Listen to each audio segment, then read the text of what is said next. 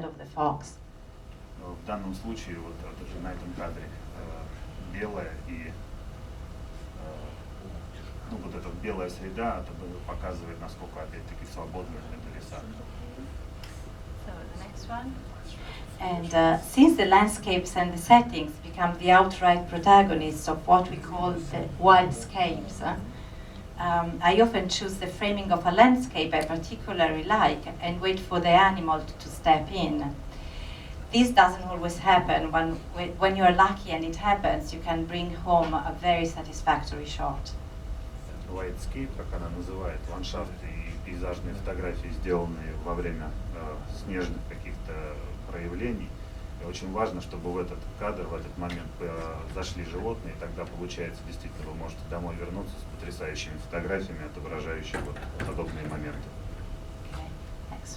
Nowadays, I don't take photo of a travel, but I travel to take photos. Она не фотографирует, она не является travel-фотографом, но она путешествует для того, чтобы получать фотографии. And in this case, I traveled because I wanted to photograph the red-crowned cranes in Hokkaido in February. This is the sequence of their ritual love dance. Это журавли, которые она сфотографировала в ноябре на Хоккайдо, и сейчас у них такой, они танцуют, потому что у них определенный период пожара. They represent a wonderful symbol, marital love which lasts forever. According to the ancient myths, they live more than 1,000 years. And they have the same partner for all of their lives. Для нее это проявление, можно сказать, вечной любви, потому что они выбирают партнера на всю жизнь. И вот это символ того, что она называет, можно сказать, любовь. Would you say 1,000 years, the same partners of their lives? Okay. Next one. I particularly love this photo for the interpretation I gave it to. I can see a couple who face together the great storm of life. And moreover, it was highlighted always in the golden tattoo. Эта фотография показывает, как пара, которая идет вместе по жизни, пробивается через большой снежный шторм. И она тоже упомянула, что эта фотография была в одном из финалов «Золотой черепахи». Okay. Next one. During the same journey, I went to take pictures of the snow monkeys in Nagano. In this case, I concentrated more on portraits because of their expressive looks of the monkeys. Это там же было сделано в Японии, недалеко от Нагано. Вот эта фотография отображает, в общем-то, известных японских макак. These macaques are bathing in hot springs during winter time. They look like real humans who relax under the hot water for hours, enjoying slow time. In this case, okay, no. Это знакомые нам японские макаки, которые проводят довольно много времени в горячих источниках и выглядят, конечно, как настоящие, ну, вот, очень похожи на людей, отмокающих ванн. In this case, I was attracted by the unaware reverence of this monkey's gesture. I don't know if you can see it. Ну, в общем, вот этот, да, этот макак показывает нам определенный жест и был снят, опять-таки, в этих же источниках. I don't know if this has the same meaning in our language. Absolutely same. Absolutely same. Okay, perfect. So next one. And now in this chapter of this imaginary journey, I reach far and remote lands. Сейчас в этой части будут показаны фотографии, которые были сняты в далеких ее путешествиях. So in the United States, precisely in Hawaii, I took these pictures of these wonderful and colored trees. В Соединенных Штатах ей удалось сфотографировать вот эти замечательные, удивительные цветные деревья. After a tropical shower, a ray of light came off the clouds. And I was expecting a rainbow, but this is a place where you don't need to look up in the sky to see one. In front of me, a small forest of rainbow eucalyptus colored my view. Эти дождевые леса, где постоянно может быть дождь, там не надо смотреть куда-то вверх, небеса, искать какой-то объект для съемки. Можно смотреть вокруг, вот эти удивительные радужные цветные деревья вокруг везде. Then the next one, I followed the Indian summer in the 6 states of New England. And this is actually an example of voyage in Vermont. Это сделано в районе Нью-Ингланд, я так понимаю, тоже в Соединенных Штатах. Вот осенью такие краски. In our country, we think of autumn as a rainy, grayish, cold season. While in England, New England, these bright red maples reminds us of a joy of our spring. Сделано опять-таки в Новой Англии, это вот разноцветные клены, которые показывают и осень, и весну, и в разные сезоны, они выглядят достаточно разноцветными. Okay.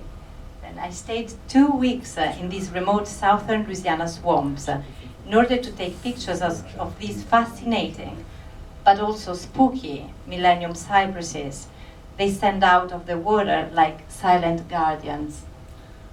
Эти кадры были сделаны в двухнедельном ее путешествии по штату Луизиана, и вот эти огромные деревья стоят и выглядывают из воды, как долголетние стражи этих болот. As an example of desert, I choose the one I like the most, the red dunes of Namibia.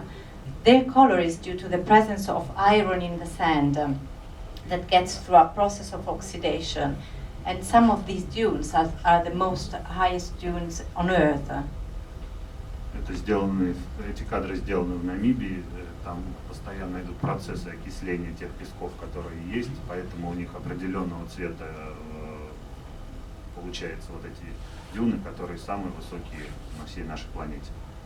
And after the desert, the glacier. I visited the Arctic Circle in Greenland and fascinating of icebergs. Эти кадры сделаны в Гренландии, совершенно другая сфера с точки зрения, что это ледники, они пустыни, но вот можно также делать подобные кадры. By the complex beauty of these massive and ancient chunks of ice. Лед и его массивные вот эти проявления тоже огромная тема для фотографирования. To me, each iceberg has its own personality. Каждый айсберг для нее имеет свою собственную персональную индивидуальность. They have different ages and are constantly transforming themselves until they collapse. Они постоянно трансформируются, постоянно изменяются, пока не полностью не исчезнут. But when they melt, it is not a death, it is a continuation of their path in the cycle of life. Они постоянно происходит их тают постоянно, и в общем-то это показывает определенный круг жизни. Они появляются, опять исчезают, и так постоянно. My last journey will take you to Iceland to visit its overwhelming and really various landscapes. It is a place I love, and in a couple of weeks I will be back for the 7th time. Ее последнее путешествие было в Исландию. Она, в общем, в этих уникальных пейзажах она поехала первый раз на 2 недели, но уже возвращалась туда, насколько я понял, 7 раз. Iceland was the first trip I did with my husband Marcello, and this is probably one of the reasons why it is so special to me. But the pictures which follow are another good reason for me to fall in love with this country. Путешествие в Исландию это было первое путешествие с ее супругом Марчелло, может быть, поэтому оно такое уникальное для нее было. Но она теперь уже туда возвращается многие годы для того, чтобы делать фотографии, потому что эта страна тоже влюбилась в себя. Okay. It is a land of contrast, Земля контрастов, of deep shades. Глубоких теней. For some aspects hostile, for others welcoming. И определенные аспекты позволяют открыть и другие. And on the top of everything, the northern light. И, естественно, поверх этого всего северный свет, северное сияние. It seems to come from nowhere. Как будто оно приходит из ниоткуда. A symphony of green light which sometimes turns to purple and orange. Соответственно, иногда оно бывает зеленым, в большей части зеленым, иногда пурпурным и оранжевым. It dances in the skies, drawing ribbons and spirals of light, heartbreaking, stunning. И вот эти спирали, и этот цвет, который все время изменяется, он заставляет биться сердце чаще и вздыхать. And then the last picture. To obtain this picture, my husband and I drove for 500 kilometers for 7 days. Для того, чтобы получить эту фотографию, они ехали 500 километров в течение 7 дней недели. We had to reach every day a place where the sky was forecasted clear for the night. И каждый день они ездили туда, пытаясь сфотографировать этот лес при чистом небе. Moreover, every afternoon we were engaged in scouting to find appropriate spot for the northern light shooting. И каждый день они пытались сфотографировать вот это северное сияние, делая сотни кадров. Indeed, in my opinion, a wonderful aurora without an evocative foreground, it loses of intensity. И по ее мнению, вот эта аврора, северное сияние, да. Северное сияние, оно делает небо, соответственно, очень таким вот нежным, проникновенным. And after 7 days of weak auroras, we were rewarded with this magnificent northern light force 9 dancing on this fairy tree. Ну и на 7-й день или через неделю они получили вот этот замечательный кадр, когда северное сияние как будто танцует вокруг вот этих северных деревьев. Which actually a forest in Iceland is very rare. Ну, в Исландии очень редко такие леса, поэтому, в общем, кадр получился достаточно редко. So this experience reminds me the words of a famous American golfer, Arnold Palmer. The more I practice, the luckier I get. Она ездила, фотографировала с известным фотографом, и вот с тех пор как бы она счастлива и получила удачу, что тренировалась с ним. He's a golfer, eh? He's not a photographer. Гольфист, а не фотограф. And I would like to end this speech with the sense that my shot have for me. Она хочет закончить свое выступление следующими словами.